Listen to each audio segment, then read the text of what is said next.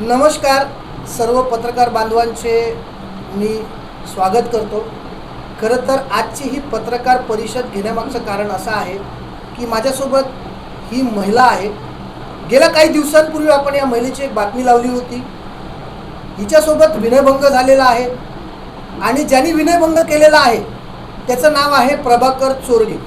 आता प्रभाकर चोरगे जवळजवळ 75 वर्षाच्या वरती त्यांचं वय आणि या वयामध्ये एक व्हिडिओ माझ्याकडे आहे। तो व्हिडिओ मला ॲक्च्युली पब्लिश करायचा नव्हता, परंतु काही लोकांचं असं म्हणणं आहे की आम्ही जाणीवपूर्वक प्रभाकर चोरगे याला बदनाम करतो, परंतु आजपर्यंतचा माझा इतिहास वसई विरार शहरातील प्रत्येक नागरिकांना आहे। प्रभाकर चोरगे या व्हिडिओच्या माध्यमातून कसे अश्लील चाळे करतोय ते देखील बघा। आज या महिलेने बोलिंज पोलीस ठाण्यात तक्रार दिली। बोलिंज पोलीस ठाण्यात जी काही तक्रार दिलेली आहे त्याची एफ.आय.आर. कॉपी माझ्याकडे आहे।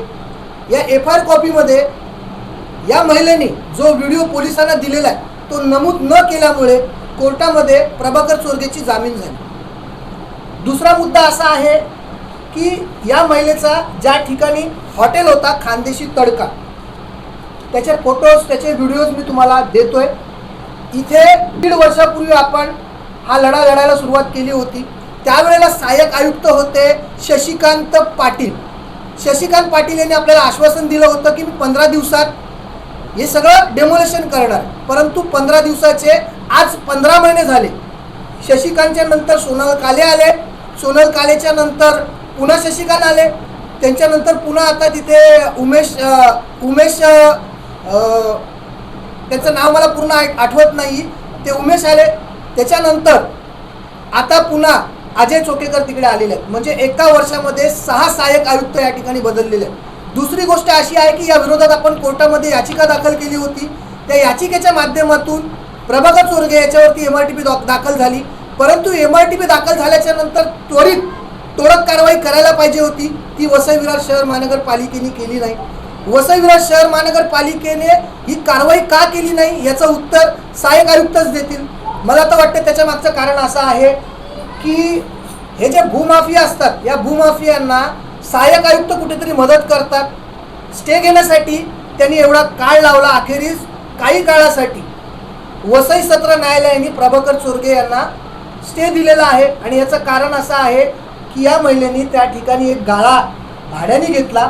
ॲक्च्युली या महिलेचा नालासोपारामध्ये खानदेशी तडका नावाचं एक चांगला सुंदर हॉटेल होता।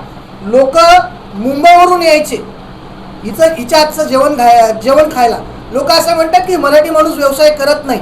मराठी माणूस व्यवसाय करतो, परंतु मराठी माणूस व्यवसाय करत असताना दुसरा मराठी माणूस त्याच्याबरोबर काय करतो हे देखील या गोष्टीतून आपल्याला दिसून येते। ही रेंट ॲग्रीमेंट आहे, या रेंट ॲग्रीमेंटवरती 2.5 लाख रुपये डिपॉझिट घेतल्याचा उल्लेख आहे। एवढंच नाही तर याच्यामध्ये प्रभाकर चोरगे याच्या मुलाचा फोटो देखील आहे।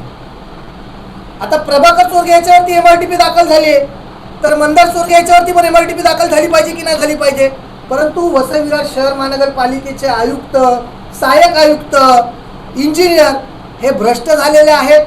पुढचा जो काही प्रकार आहे या महिलेसोबत काय घडलं, आज ती कोणत्या दडपणाखाली जगते तिच्याच तोंडून ऐकून घ्या। ताई सांग तुझ्याबरोबर काय घडलं? नमस्कार, माझं विरार वेस्टला माझं रेस्टॉरंट होतं।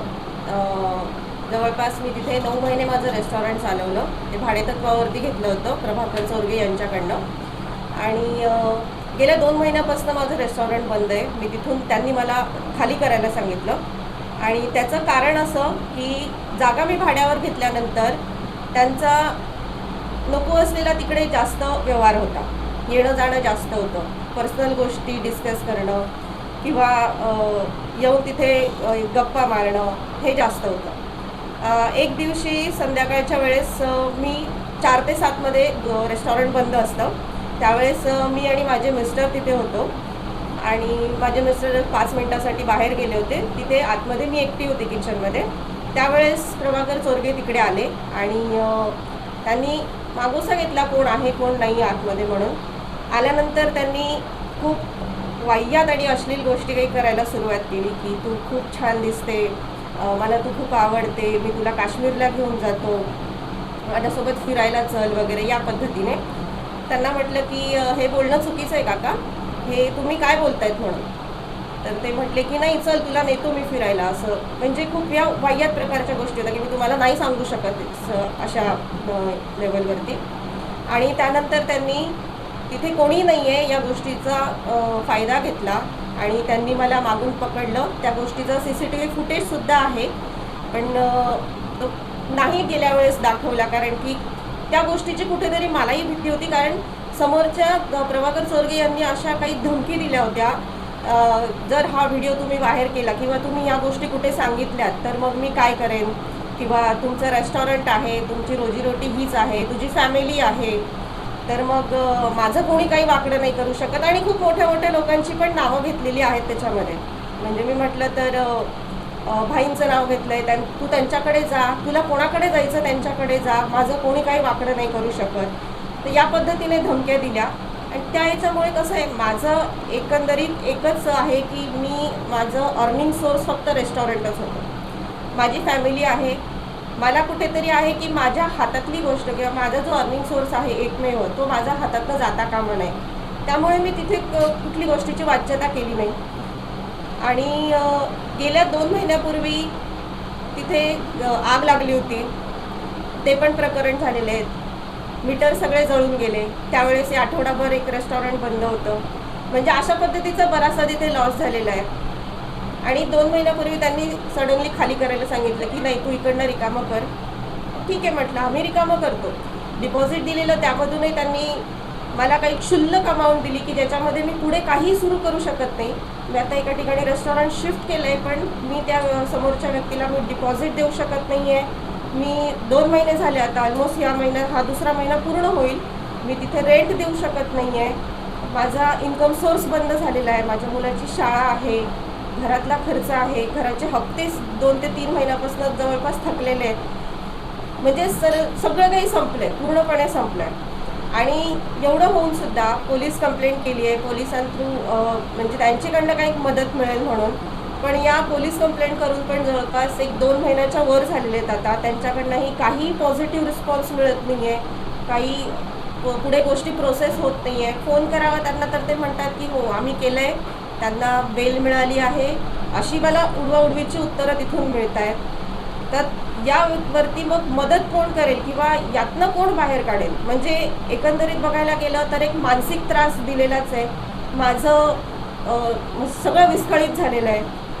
त्यामुळे आता पुढे काय करायचं हे काही सुचत नाही आहे. या सगळ्या विरोधात आपण आता महिला आयोगामध्ये तक्रार दाखल करणार आहोत, कारण या सगळ्या गोष्टींसाठी महिला आयोग आहे. आपण रीतसर आपल्या सगळ्या पत्रकारांच्या माध्यमातून महिला आयोगात देखील जाणार आहोत. विषय असा आहे की न्यायालयामध्ये जी बाजू मांडायची असते ती बाजू वसई विरार शहर महानगरपालिकेच्या ज्या पॅनलवरती जे वकील आहेत ती बाजू न मांडल्यामुळे आज या महिलेबरोबर हा सगळा प्रसंग घडलेला आहे. जवळजवळ त्या ठिकाणी 20 गाळे आहेत.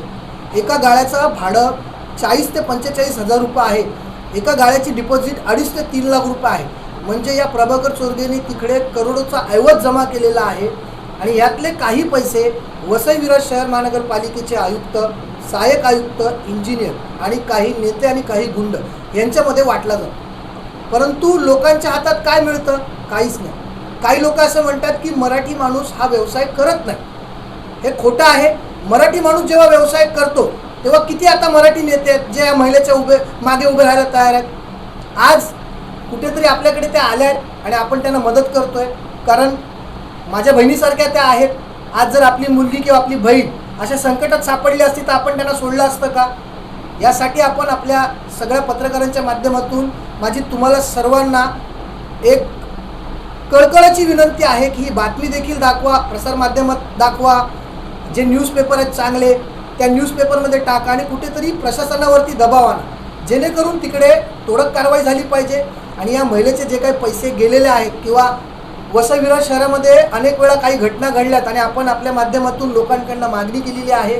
आज तिचं जे घर आहे त्या घराचे हप्ते थकलेले आहेत. कधीही ती बेघर होऊ शकते. आज ती आपल्यासोबत आहे, उद्या काही घटना घडू नये त्यासाठी आपण सर्वांनी सढळ हस्ते तिला मदत करू शकता. तिची जी काय माहिती असेल ती माहिती मी तुम्हाला देईन, तुम्ही माझ्याकडे या, मी स्वतः तुम्हाला तिच्याकडे घेऊन जाईल, कारण ती उभी राहिली पाहिजे. महाराष्ट्रातला मराठी माणूस जर जगवायचा असेल ना तर आपल्या सगळ्यांना एकत्र यावं लागेल. सर्व पत्रकारांचे मी आभार मानतो की आपण आपला महत्त्वपूर्ण वेळ काढून आज या महिलेसाठी वेळ दिला.